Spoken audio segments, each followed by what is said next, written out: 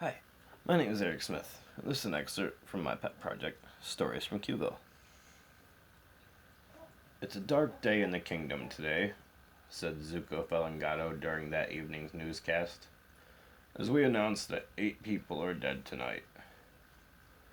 The silver lining to this announcement, Alan Molark chipped in,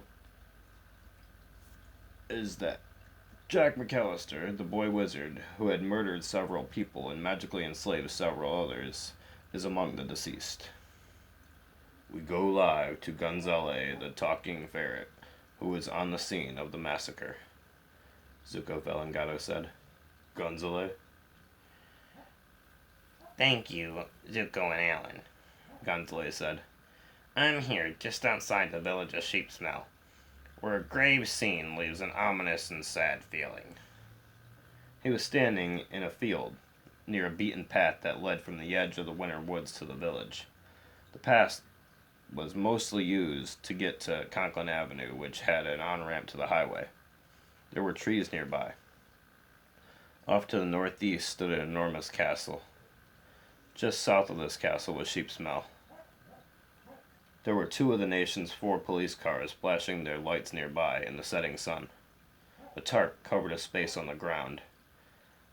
There were odd lumps sticking up as if piles of something were beneath the tarp. There were 2 MLE officers talking to a police officer.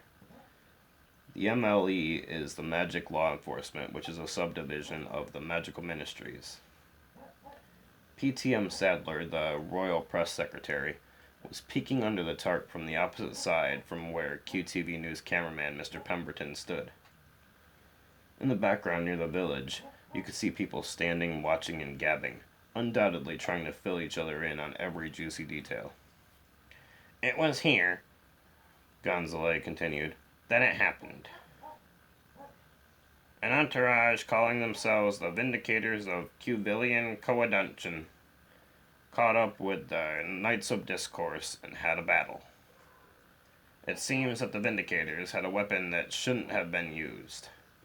From footage provided by Andorian soldier Colonel Anhak Linsmel, visitor to the country David Winston opened a canister called a Tav-Tau, which unleashed the same deadly smog that killed the entire village of Gaspa de Spectre on March 12, 1891.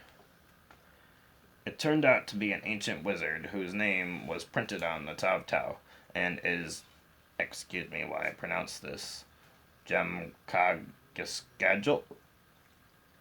Anyway, upon opening the canister and releasing the death smog and, indeed, the wizard, Winston died, along with Kenneth and Katherine Salomon, Lord Eric Smith, Cosmo and Christiana Foley, Epsilon Progerite Garrus, and Jack McAllister. There may have been more casualties, if not for the fast actions of Colonel Linsmel and Ralphazor, who hastily put up a shielding spell between them and Jemkagiskadjul. After revealing himself, the Dark Wizard kidnapped the centaur Sploso. All that is left of 8 beings is a pile of bones. Gonzale paused, looking down and shaking his head. It's a tragedy.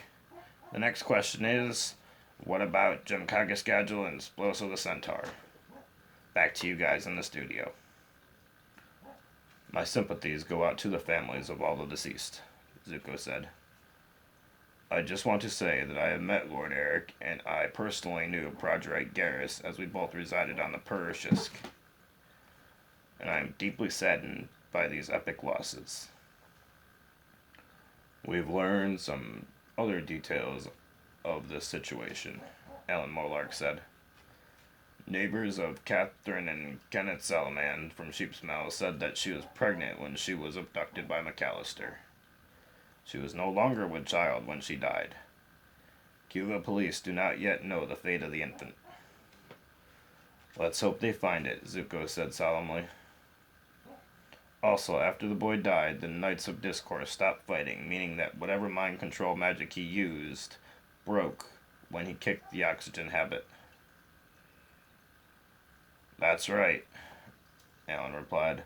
King Amadeus said that all of the Knights of Discourse would be forgiven as they had no control over their actions under Jack McAllister's administration. The king also said that statues will be commissioned of the 7 sacrificed beings of the massacre, excluding McAllister. Ralphazor will also be knighted. He shall be soon called Lord Ralphazor.